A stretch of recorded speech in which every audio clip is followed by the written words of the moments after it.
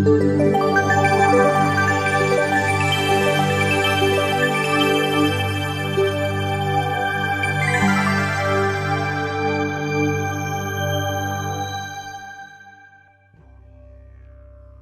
you new to the topic of Planet X and feeling overwhelmed and somewhat unnerved? And while you may reject the concept, you have a sense of an internal knowing that propels you forward. So you try to become informed, but sorting through alarmist headlines, fear-charged rhetoric, and dubious content is dispiriting. Consequently, you're not sure what to believe. And if you sense that this is not a coincidence, you're absolutely right. Nonetheless, some of you lay awake at night, staring at the ceiling, reluctant to fall asleep, only to have that god-awful dream once again. You know the one. It's real, it's vivid, and so troubling you dread falling asleep. Or was it just as simple as asking yourself, what exactly am I looking at, only to have the question rip the blinders off your head and you no longer enjoy the bliss of ignorance? No matter how you got to this point, it's an unsettling place to be. And what you want and need now is peace of mind. The first step to achieving that is to understand exactly what we're up against. This is because most of us instinctively understand that long after the beans, bullets, and bunkers have played out, the good folks who make it to the backside when we see those beautiful blue skies again will need something more to keep them going. That's why surviving what is to come is not about preparing against what you fear. Rather, it is preparing for what you love. Because holding on to each other is far more important than holding on to things. To help you prepare for what you love, this program gives you the who, what, when, where, why, and how about Planet X. The goal here is to help you gain confidence in your own ability to get a good beat on things. So let's take a look ahead at what you'll see in this program. For starters, we'll look at all the different names used for Planet X and what the term actually means. Then we'll take on the debunker rant that Planet X is an internet hoax, with a first-of-its-kind, broad-brush, chronological view of Planet X history from 1781 to the present. This is because the only truth that matters is the truth that you put inside yourself, in your own time and in your own way. Follow this path to knowledge, and you will find the sense of self you need to survive the years ahead with love and hope for the future. So let's get started.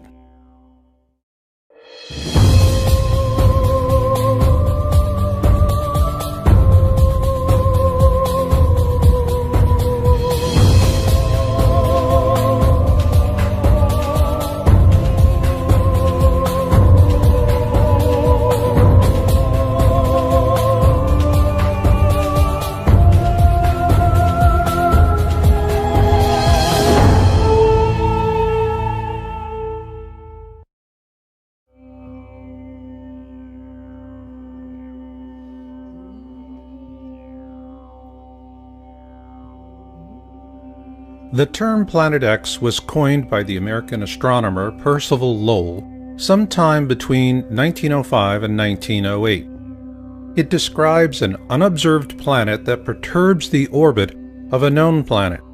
A perturbation is a deviation in a planet's orbit, and the Planet X we're searching for is Neptune's perturber, which, like Neptune, orbits our Sun. For this reason, Planet X is described in ancient wisdom texts and folklore from around the world as Marduk, Frightener, Destroyer, Hercules, Nibiru, and more. So is Planet X really nothing more than an internet hoax perpetrated by panic-for-profit fearmongers as debunkers claim? Or is there more to it than that? There is. And it begins in 18th century Europe.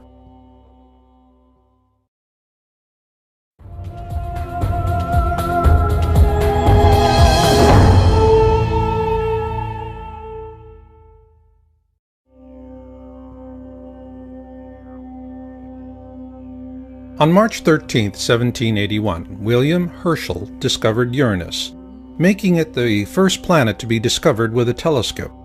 Following his discovery, European astronomers turned their attention on Uranus and observed perturbations in its orbit. This discovery would eventually launch the search for Planet X.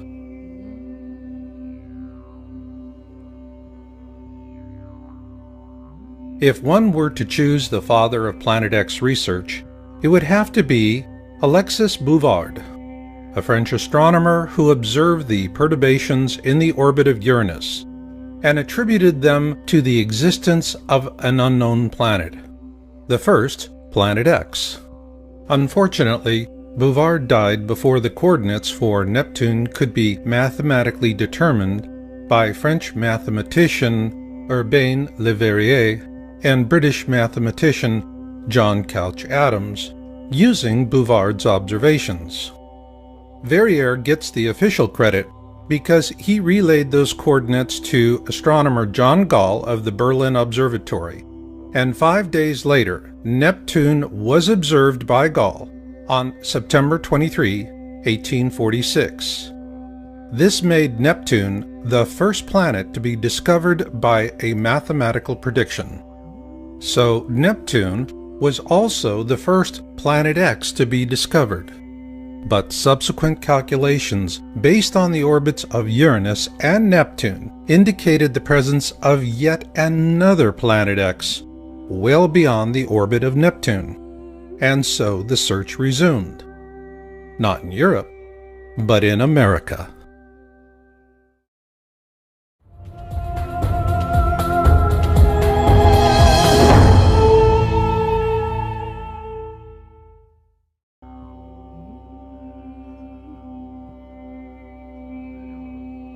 The Lowell Observatory was established in 1894 in Flagstaff, Arizona, by Percival Lawrence Lowell, an independent businessman, mathematician, and astronomer.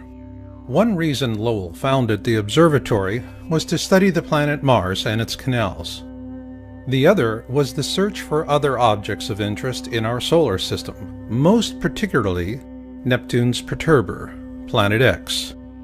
A fact that revisionist historians downplay or paint over. Yet it was Lowell's intention to find the mysterious Planet X that led to the discovery of Pluto.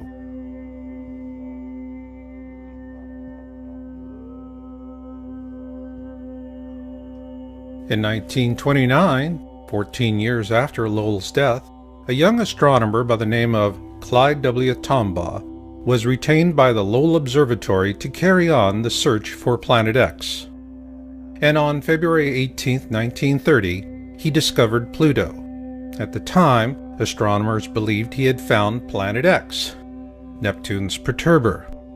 Consequently, the topic of Planet X languished for some time after Tombaugh's discovery.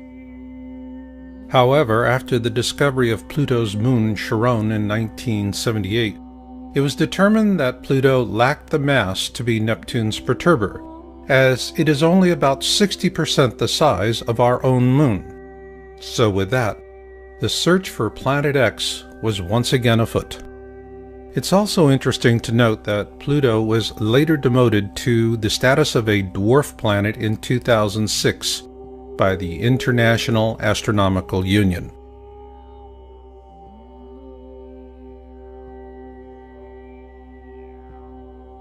In 1950, Immanuel Velikovsky published Worlds in Collision, and he was viciously attacked by mainstream science, even though he corresponded frequently with Albert Einstein. What generated this medieval response from modern science is that Velikovsky used ancient accounts to question the Darwinian notion of evolution with evidence of periodic cataclysms caused by large objects flying through the core of our solar system. Despite ruthless suppression, Velikovsky's work reawakened an open discussion of Planet X, and following that, a steady trickle of interest emerged, both in mainstream science and the media.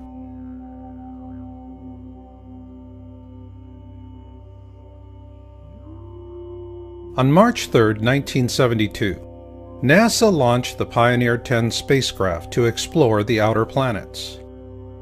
However, according to government whistleblowers, the real purpose was to find Planet X, or at least to help narrow down the search field. An interesting aspect of Pioneer 10 is that it also carried a small gold anodized aluminum plaque designed by astronomer Carl Sagan, should the spacecraft be found by extraterrestrials. At present, communication with the Pioneer 10 spacecraft is no longer possible.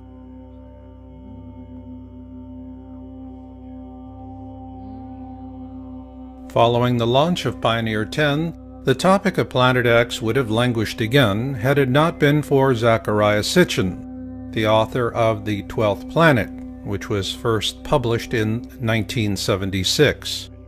According to his translations of ancient Sumerian texts, a race of beings living on a planet called Nibiru bioengineered early hominids on Earth to turn them into slaves for the purpose of mining gold.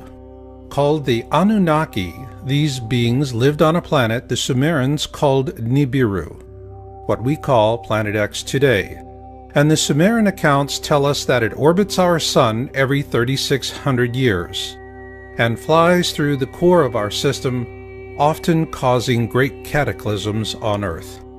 Sitchin's translations and theories are corroborated by an ancient wisdom text called the Kolbrin Bible, and according to Planet X historian Greg Jenner in his book Planet X and the Kolbrin Bible Connection, previous flybys of this mysterious object caused the sinking of Atlantis, the deluge, and the 10 plagues of Exodus.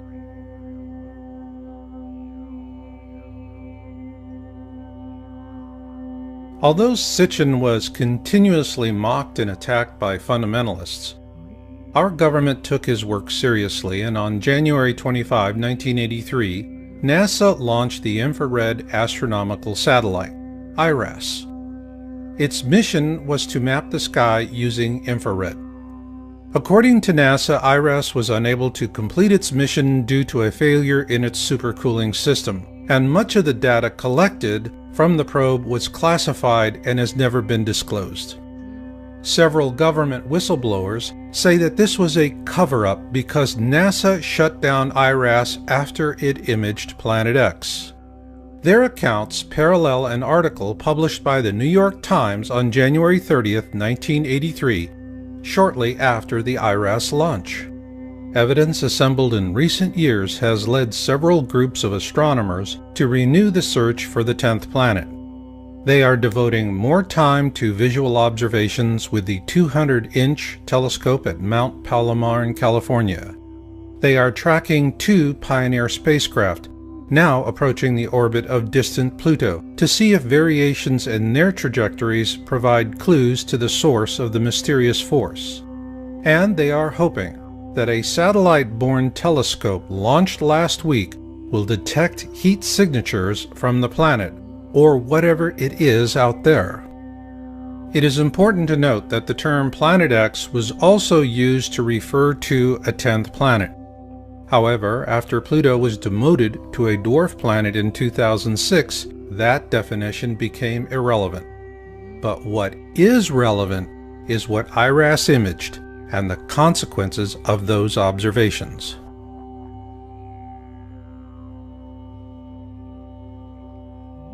In a Victoria Advocate article published on June 14, 1988, NASA astronomer Dr. John D. Anderson was quoted as saying that telemetry from the Pioneer 10 spacecraft indicated the existence of Planet X. Also note that this article was sourced from Google News and was featured in Yowza.com's March 2012 article titled "The Planet X Cover-Up in the Mainstream Media." Following publication of our article, the entire June 14, 1988 edition was deleted from the Google News site. However, a complete copy is available for Yowza.com subscribers. But what is relevant here is that Anderson is a NASA astronomer with one heck of a resume, and what he said in that 1988 news article was powerful. In that article, he said, "We have a 90 to 99% confidence that Uranus and Neptune are being disturbed, and by one candidate for that is a single planet X." At that point, our government became more interested in keeping public attention focused much closer to home. After all, if you can't see it, it's not there, so go back to sleep, America. Nothing to see here. However, a few curious minds had other notions. On October 1988, Dr. Robert S. Harrington, the chief astronomer for the U.S. Naval Observatory, published his paper, "The Location of Planet X," in the Astronomical Journal. In an August 30th, 1990 television interview with Zecharia Sitchin, Harrington also said that Pluto had been a satellite of Neptune, but it was dislodged by Planet X, which he believed could possibly sustain some form of life. He also showed Sitchin a diagram he had created approximating the location of Planet X. Following that interview, Harrington commissioned the construction of a special telescope for a Planet X photographic sky survey in 1991, which was completed at the Black Birch Observatory in New Zealand. The New Zealand observations were performed using Harrington's calculations, and the results were sent to NASA. However, those films vanished and have never been seen again, which leaves us with a big question. Did Harrington actually find Planet X, Neptune's perturber?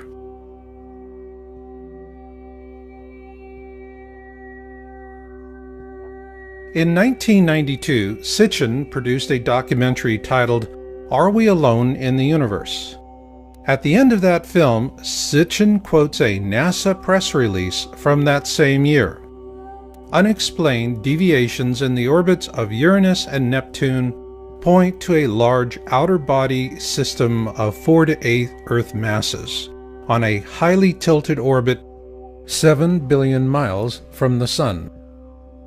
This NASA press release suggests that Harrington did find Planet X in 1991, but the truth will never be known, because before he could publish his findings, Harrington died from a rapid onset of esophageal cancer on January 23, 1993. With his New Zealand findings suppressed and having died before he could publish his findings, many believe he was assassinated. One of the reasons given by those who subscribe to the theory of an assassination was an obituary by Charles E. Worley of the U.S. Naval Observatory. Worley wrote an obituary about Harrington that states, "Late in his career, Bob seemed quite skeptical of such an object, however." It is important to note that no other sources have come forward to corroborate Worley's claim. Consequently, Harrington's mysterious death was a shot out of the dark that quickly silenced the Planet X topic, both with the mainstream media and science community alike. In a very real sense, it was a veiled threat. Tamper with this at the risk of your own career, or perhaps even your life. In this regard, Worley's obituary was highly effective. This is for sure. Nonetheless, there is a curious question. Harrington built a custom telescope for a U.S. Naval Observatory station in New Zealand. The mission was simple: to find Planet X. So then, did they? Who knows? Because until NASA decides to declassify Harrington's observations, all we can say is that where there is smoke, there is fire. Meanwhile, we're not helpless either, and you'll see why later on in this program. But for now, if you are beginning to feel that the time has come to begin your own planning and preparation for whatever may come, then know this. When the worst of it hits, it will not be brief. This will not be weeks or months. Rather, we're looking at several years, perhaps longer than a decade. What this means is that your supplies, no matter how much you have on hand, is nothing more than a buffer. It buys you some time to work something else out. To optimize that opportunity of time, gather knowledge now, because after things run out, knowledge will help you to endure. And now, I'd like to share some of this very knowledge with you. It's something I've put a lot of work and love into because I know it will help people to make it to the backside. And that is what I'm all about. For those in preparation and planning, healthcare is always a problematic area because it is focused on the pills, potions, and supplements preppers set aside to help get themselves through a cataclysm. And it is problematic because all things physical play out. So a practical solution is what we call transition planning. So is this a December 21, 2012 solution? No. In our last video, Planet X System Observations and Orbital Path Analysis, we addressed December 21, 2012 as an awareness event. It was media-driven and it was successful in creating awareness, so on that regard, mission accomplished. Now, transition is the mission. Simply put, surviving the worst of times begins with surviving the best of times. So in this program, we want to introduce the core concept of transition planning. It is a 4-stage survival resource rating system. Stage 1 is cataclysm awareness. This is when the mainstream media begins to seriously report the news to the public at large, and panic buying ensues. If you're not prepared by this time, be ready for long lines and short supplies at the store. Stage 2 is cataclysm events. Simply put, the first to fall will most likely be the last to know. But planning and luck will also play equal roles. While planning and preparation is not a guarantee that you and your loved ones will survive these events, it will, however, dramatically increase your odds of survival. And with repeated events, expect all or part of your survival stores or caches to be exhausted, lost, or stolen. Stage 3 is post-event. Those who survive the cataclysm event will search for survivors and pull together into small, self-organized groups. While most preppers set aside enough for themselves and their loved ones, as a member of a larger survival group, you'll also share with them as well. This is when the bulk of your physical supplies will be used up. Stage 4 is the backside. This will be the time years into the future when those who survive all the worst that man and nature can throw at them live to see blue skies once again. By this time, all medical supplies will have long been exhausted, and what you'll have is knowledge. Of paramount importance will be the kind of knowledge that helps you with survival wellness and developing sustainable ways of growing food and medicinal herbs. This brings us to the simple metric of our transition planning system. It's a rating system. You rate your resources, physical and knowledge, in terms of how far they'll get you through the process. Here are a few examples. The internet is a fabulous stage 1 resource, but it likely will not go much further than that. A fire extinguisher is a handy stage 2 resource. Have one on hand. And off-road bicycles will be an ideal stage 3 resource for getting around when there's not much left in the way of roads. And long after the internet, fire extinguishers and off-road bicycles have rusted away, knowledge will continue to endure, especially survival knowledge like dungeon breathing. Dungeon breathing was created by Korean ruling elites back in the early days of acupuncture. These people were not worried about dying from hunger or thirst. Rather, they lived in fear of catching a cold, hence the old expression, "Don't catch your death of cold." And to explain how it works is Dungeon Breathing for Wellness co-developer, Master Roar Shepherd. You want to have a tool that's been used for thousands of years to deal with these kind of situations. Dungeon breathing is easy to learn, quickly oxidizes the body, lets go of carbon dioxide waste, and lowers the calorie demand of the body. More oxidation in the body, less influence on communicable diseases. Now that's important.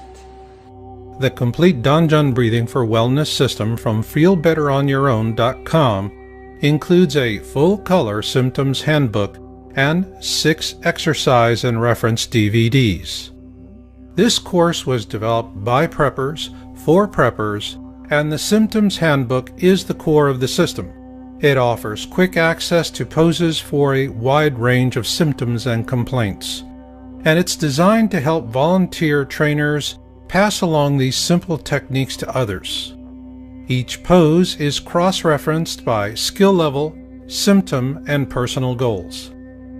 Organized into 3 levels, low impact, universal, and high impact, the 57 core poses offered in the Feel Better on Your Own system represent those used by Korean elites for centuries. They are simple, practical, and highly effective. To learn more, visit feelbetteronyourown.com today and view our free instruction videos.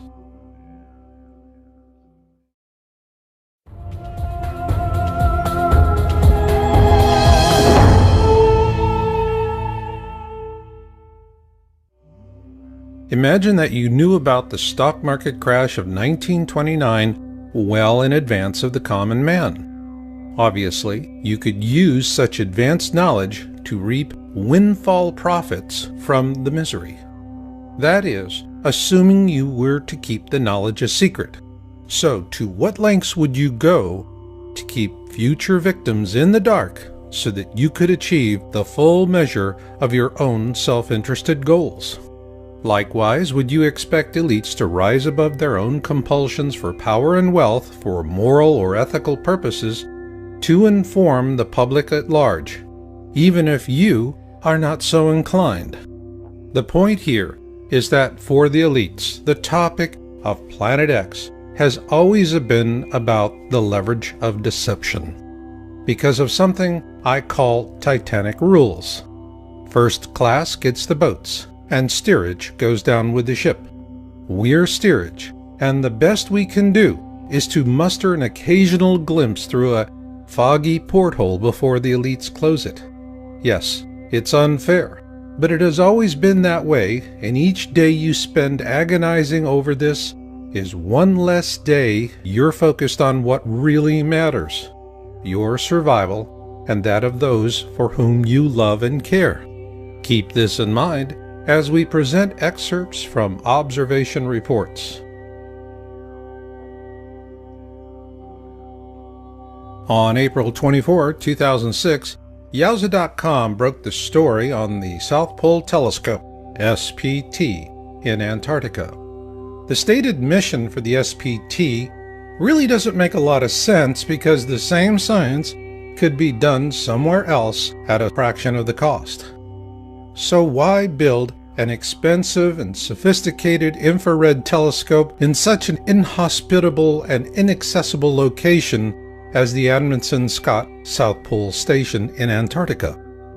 The answer is simple. This infrared 10-meter dish is the perfect instrument for observing an object rising up through the southern skies in infrared. And once they turned it on in January 2007, that's exactly what happened. A year after the SPT went online, the first of 3 highly credible disclosure videos were published on YouTube. The first, posted by Nibiru Shock 2012, was titled Nibiru Planet X Photos Taken January 2008. It was the first time the public had an opportunity to see an image of Planet X in deep space. And here you see a capture from the video, and the same capture again, but enhanced. In it, we see not just one object, but several. This is when we first learned that Planet X is actually a mini constellation of planets and moons orbiting a small brown dwarf star that is the binary twin to our own Sun. Those of you who were in high school and college during the 1970s may remember this second sun as Nemesis, the designation used by professional astronomers of the day to discuss the possibility that we live in a binary star system. Also, just as Sitchin and Harrington predicted, it would be rising up from the southern skies. But we wondered, could lightning strike twice with another disclosure video? On March 3, 2008, Nibiru Shock posted his second video titled Nibiru Planet X Update February 1, 2008. Well, what do you know, lightning did strike twice. And in that video we're told that Nibiru is now inside the Kuiper Belt, well beyond the orbit of Pluto. In this video, he tells us it is entering our system at an extremely shallow angle. This is consistent with our most current findings. In this second video, Nibiru Shock 2012 gave us a brilliant series of images that clearly show Planet X is a rather substantial mini-constellation of planets and moons orbiting a brown dwarf star that is in turn orbiting our own Sun.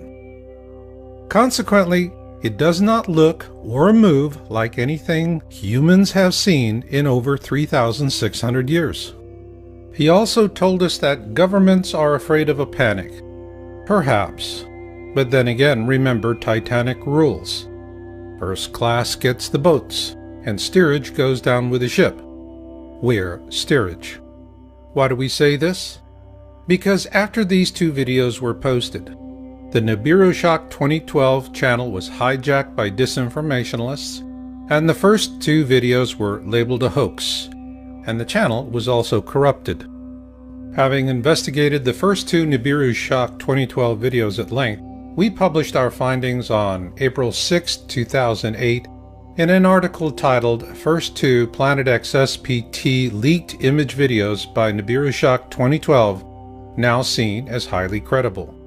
The reason we drew this conclusion was that these were very impressive disclosures, but the manner in which the channel was attacked showed clear evidence of a well-organized and well-funded use of disinformation tradecraft. Following publication of our report, Yowza.com came under heavy attack. Our site was hacked, and a slander campaign was leveled against us with brutal vitriol. In the process of defending ourselves, we filed DMCA complaints with YouTube, and to their credit, Google removed over 13 different attack videos and terminated 4 disinformation channel accounts. Then on May 29, 2008, we published an update article titled Planet X Nibiru SPT Disclosures May 2008 Report. In it, we presented our analysis of a third SPT disclosure video by a different YouTuber going by the name of DNIR4808N. This YouTuber described how a personal friend working at the SPT had sent him an image of the Planet X system captured by the SPT on May 14, 2008.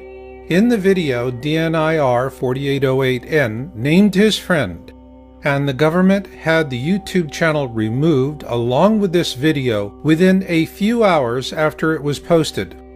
Thanks to an anonymous tip, we were able to download the video before the channel disappeared. The video was authentic, but the manner in which the channel was taken down was clear proof of further government suppression.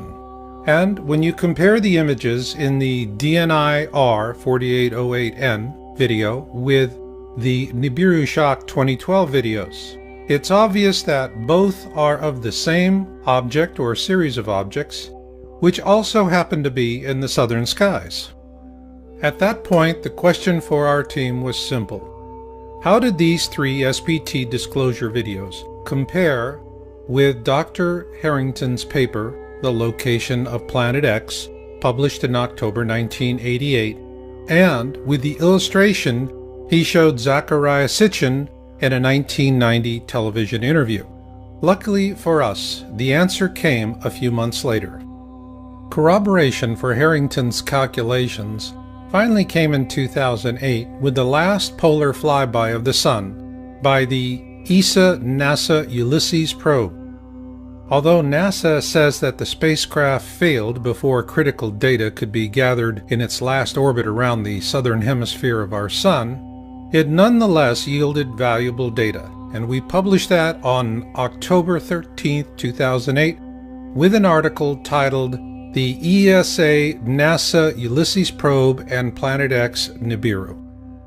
The probe data is clear. The Sun's southern hemisphere is noticeably more active than its northern hemisphere. Also of interest is where the peak solar winds originate and the direction in which they're pointed.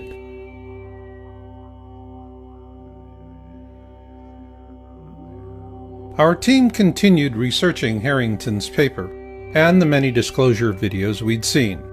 Finally, on September 7, 2010, we published our findings in an article with a video titled The Only 3 Authentic SPT Disclosure Videos of 2008.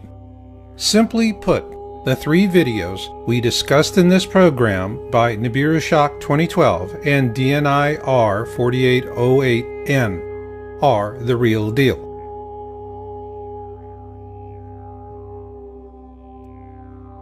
What wasn't a real deal as predictions go was Comet Elenin, and we first raised that question in an article we published on May 15, 2011, titled, Is Comet Elenin a Decoy? After a lot of speculation, the result here is that sometimes a comet is just a comet. However, Comet Elenin was a ripe opportunity for organized distraction. Consequently, it was portrayed as Planet X, the nemesis dark star astronomers debated in the 70s, the Star of Bethlehem to herald the Second Coming, and an alien mothership under intelligent control. As it turns out, the only thing under intelligent control was the disinformation. So the next time you see a stampede in progress, you might want to keep this in mind. On July 30, 2012, a YouTube channel of anonymous amateur astronomers, the 00 Skyview, posted a video titled What Begins in Aquarius Ends in Aquarius. One of the first things we noticed was that this group of folks were showing us their instrumentation. Now that was something new. Then they showed us where they found their object of interest, 4 degrees below the ecliptic. Plus, like the SPT disclosure videos, this group is showing us images of a mini constellation with a large object in the center and a cluster of satellites in orbit around it. But what really got our attention was that they were observing a red iron dust cloud, the hallmark signature of a brown dwarf star. Then on November 1, 2012, the 00 Skyview team upped the ante with a video titled Lifting the Veil. Right out the gate, they predicted a greatest eastern elongation flyby approaching from the southern skies. Not a good thing. In astronomy, a greatest eastern elongation describes an object that passes us on our side of the Sun to the left of us and inside our own orbit. In this case, this object is also rising up from our southern skies. And it's interesting to compare the ESA-NASA Ulysses probe data with the 00 Skyview flyby prediction. They then presented an orbit for their object of interest, which also happens to resemble the orbit Dr. Robert S. Harrington showed in August 30th, 1990, during a television interview with Zecharia Sitchin. Next, the 00 Skyview team presented a series of color-shifted variations and a wide field view.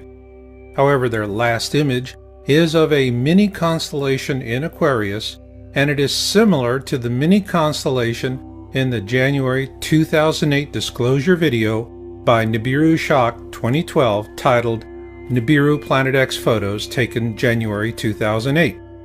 So were they seeing the same thing? Well, we must wait and watch, because this mini constellation moves through the sky like nothing we've ever seen before. However, what we can say is that when it does appear for all to see, it will appear suddenly. And given the observations for 2013 you're about to see, the need to plan and prepare for whatever may come is more important than ever before. But first, we want to acknowledge you ladies out there who've taken an interest in Planet X. When we published our first article in January 2002 on Planet X, women represented a 12% audience share. But in 2013, your ranks have grown to nearly 3 times that. And we want to thank you intrepid ladies out there because, well, the topic of Planet X is no longer a boys' club. With this in mind, I want to share helpful survival knowledge about dealing with a very ancient curse, both today and long after your medical kit is empty. Every self-healing energy art is about drawing energy and oxygen into the body. But only Danjun breathing focuses on an area of the body women know as the womb, below the belly button and above the pelvis. It is why Danjun breathing is so effective in helping to relieve the symptoms of menopause and PMS, as Master Roar Shepherd explains. We energize that area, we heal that area, we bring oxygen right into that area. More oxygen, more healing, less pain. This is the most valuable tool for you. Ladies, when drugs and treatments are no longer available and the medical kits are empty, what can you do? You do what Korean women have done for thousands of years, because it works. Danjun breathing. Need relief today? The good news is, the sooner you start, the better. To learn more, visit feelbetteronyourown.com today and view our free instruction videos.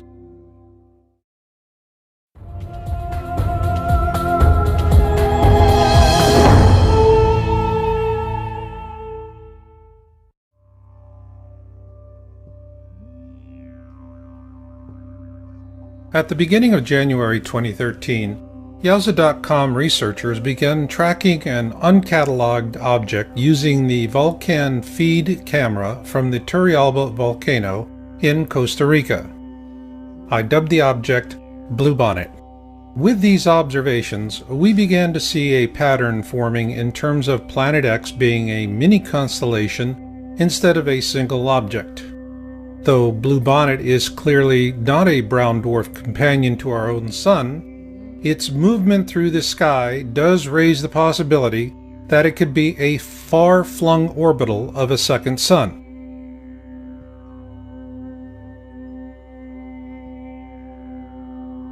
On February 11, 2013, we published our findings in a video titled Object of Interest as Seen from the Turrialba Volcano. In this frame, you see Bluebonnet above the Turrialba volcano and specification data for the Volcan feed. Turrialba is 10 degrees north of the equator at approximately 11,000 feet, and the Volcan camera was pointed to the southwest with a good view of the Pacific Ocean on a clear day. In that video, we explain the difference between the horizon as we see it here on Earth and represented by the red line. The green line you see cutting through the center of the Sun is the ecliptic. The ecliptic is the plane of our solar system, and all of the planets orbit the Sun within a few degrees of it. This is important to know when analyzing a newly revealed and disturbing prediction by Nostradamus. In October 2007, the History Channel aired The Lost Book of Nostradamus for the first time. In this video, 7 prophetic images paint a catastrophic end to life as we know it. According to this program, Nostradamus is showing us the constellation of Fucus because it will play a pivotal role in the flyby. This was interesting because the Vulcan feed image data also shows Bluebonnet transiting through or very near to the constellations Ophiuchus and Sagittarius in December of last year.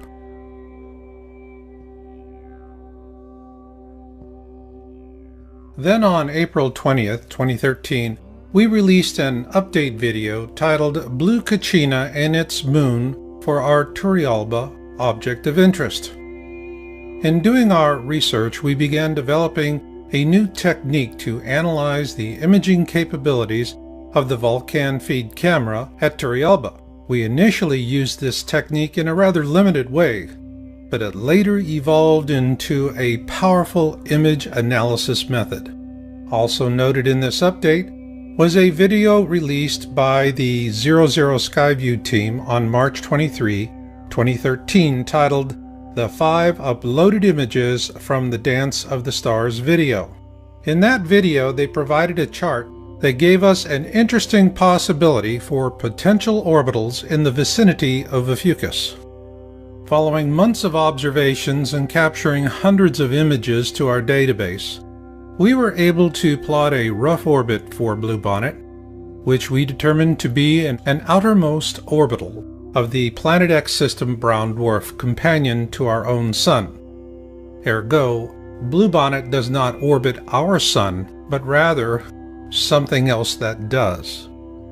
We also looked at the predictions of remote viewer Major Ed Dames about these times and what the Colburn Bible tells us to expect. The first passage of manuscripts 3-4 begins with, "When blood drops upon the earth, the destroyer will appear, and mountains will open up and belch forth fire and ashes." This is a key passage, so let's take a moment to study it.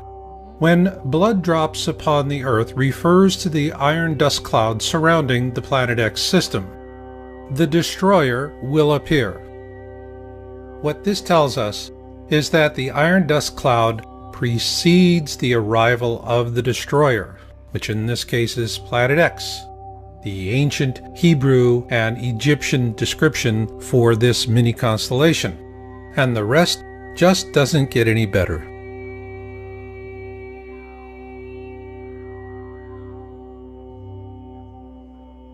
On July 8, 2013, the 00 Skyview team posted a new video titled Fire in the Sky Part 3.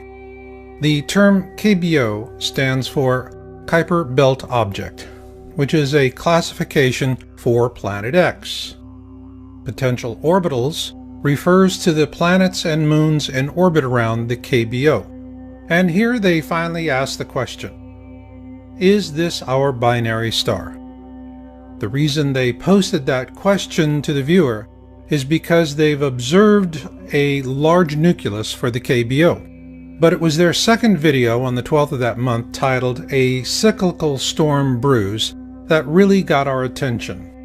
Near the end of the video, they announced that they followed our Turrialba volcano research and the object I dubbed Bluebonnet. We then get a warm attaboy from the good folks at the 00 Skyview. Thank you, fellas. Your kind words of support were greatly appreciated, and we certainly hope to see you on the backside. Because you corroborated our observations of Bluebonnet, we were able to take a big step forward. On July 28, 2013, we posted our video, Planet X System Observations and Orbital Analysis, with featured observer Jorge Arena. Early on, an old debunking attack that Bluebonnet is a reflection because it appears in front of the Sun was disproved with a series of Vulcan feed captures. The series clearly shows Bluebonnet slipping behind the clouds. Also, the image analysis method we first introduced to our viewers in April was formalized and presented in detail. We call it Camera Sensor Illumination, CSI. And we used it to compare two Bluebonnet captures from this year, one from January and the other from May. Our CSI analysis shows that Bluebonnet has been growing larger and brighter. Likewise, CSI was used to evaluate the observation images of Jorge Arena. He is an importer of Peruvian foods and herbals, and he's based in Ontario, Canada. On May 27, 2013, while flying over the eastern Pacific, he imaged the brown dwarf at the core of the Planet X system. While it appears at the Sun's 11 o'clock position relative to Earth's horizon, the actual placement relative to the ecliptic is below the ecliptic and near the Sun's 8 o'clock position. Also note that the volcano feed in Costa Rica is pointed towards the southwest at an elevation of approximately 11,000 feet, and that when Jorge took his picture, he was at 37,000 feet, and his camera was also pointed towards the southwest. And once again, we find an interesting connection between Jorge's observation and the 2008 ESA-NASA Ulysses probe data presented earlier. Using the data available on Bluebonnet plus Jorge's images, we were able to approximate the orbit of the Planet X mini-constellation through the core of our solar system. What this corroborates is the prediction of the 00 Skyview team that the Planet X flyby would happen on our side of the Sun in their November 1st, 2012 video titled Lifting the Veil. Further to that, in a September 2008 interview with Carrie Cassidy of Project Camelot, government whistleblower Bob Dean predicted the very same thing, that the Planet X flyby will occur when it is on our side of the Sun. And now, a moment of truth. Everything you've seen up to this point is intelligence. That is, a connected collection of fragments and shards of truth that happen to slip past years of suppression. But for those of you who insist on smoking gun proof, you're not going to believe anything until you've seen it yourself. That begs the question, what can you see today? What you can see are a lot of rocks coming our way.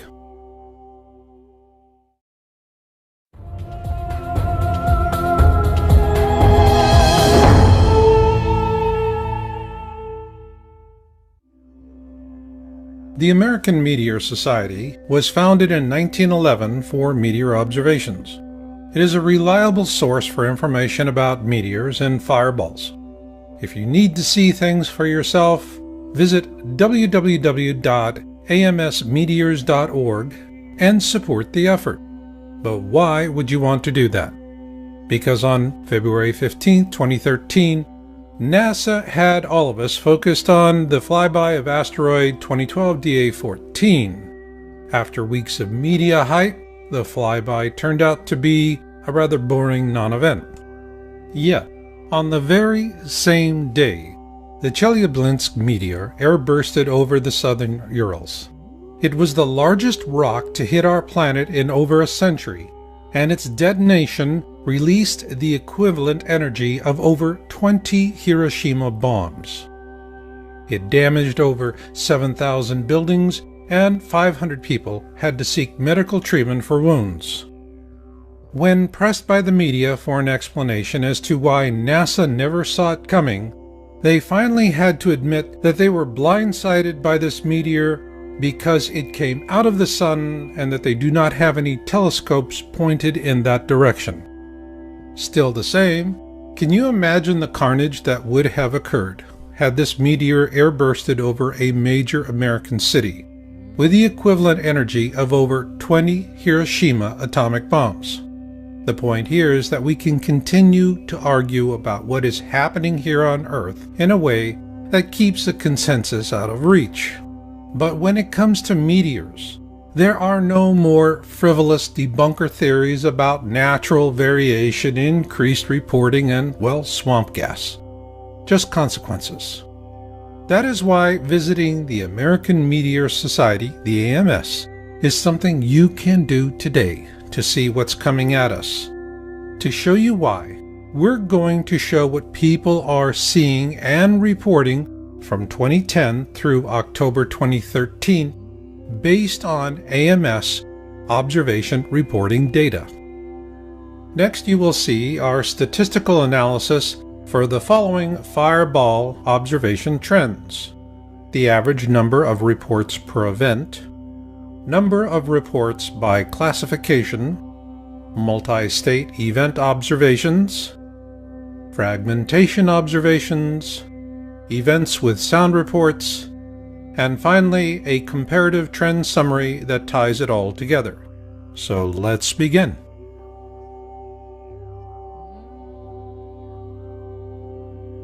This series of slides shows the overall growth in the average number of reports per event for all classifications from January 1, 2010 to October 13, 2013. Of note is that in 2013, we see for the very first time in the history of AMS 2 fireball observations with over 1,000 reports each. So let's take a closer look at those reporting classifications.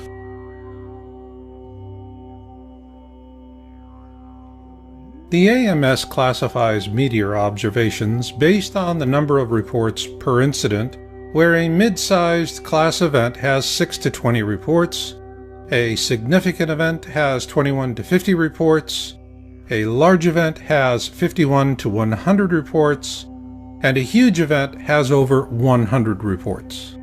So let's begin with a look at the mid-sized events. Here we see a pronounced jump from 2010 to 2011. Part of that jump can be attributed to the implementation of new reporting procedures by the AMS. Now let's add the number of significant reports with 21 to 50 observations each. Here we see a clear growth trend. Interestingly enough, there were no significant large events in 2010. But there were significant large events in 2011 and 2012, as well as a marked increase in 2013. In terms of huge events with over 100 reports, 2010 was barely noticeable.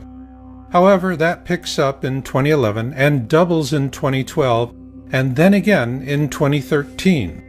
Given that we had 2 events with more than 1,000 observations in 2013, let's take a closer look at the uptick in huge events.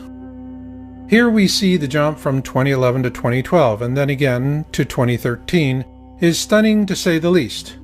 Not only is the trend huge, so are the fireballs or bolides as they are also called. So what's driving this trend? Multi-state observations.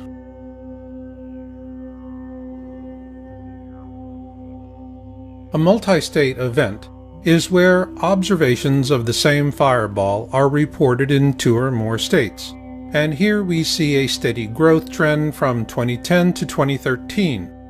However, this underplays an even more profound change. Here we see a 15% increase from 2010 to 2013 in the number of reporting states by event. This clearly shows that these fireballs, or bolides if you will, are getting bigger. And another measure of this is fragmentation.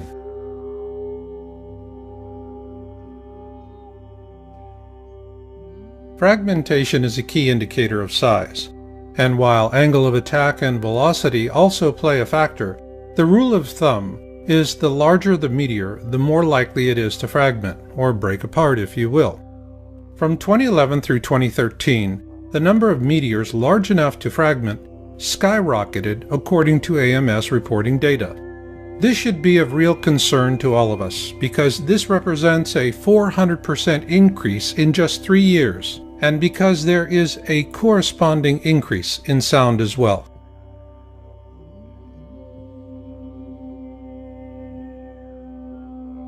The AMS tracks 2 kinds of sounds: concurrent sounds heard during the flyby and delayed sounds heard just afterwards.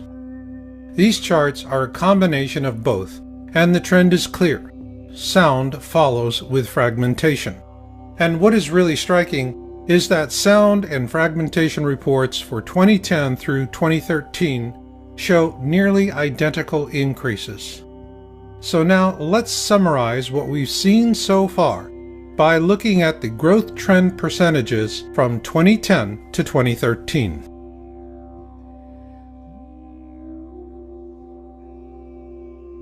Now let's look at a big picture view of the AMS data based on the average number of observation reports per event, events with sound reports, fragmentation observations, and multi-state event observations.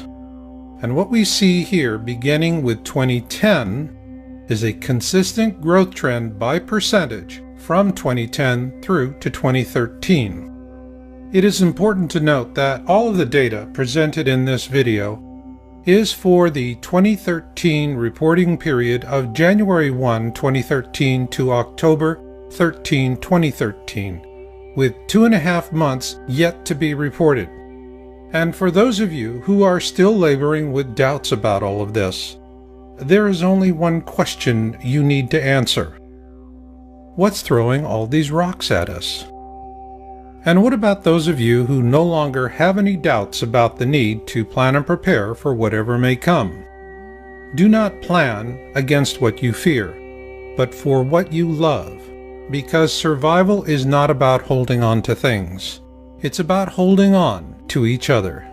For the Yowza.com and PlanetXTownHall.com research team, this is Marshall, and we'll catch you on the backside.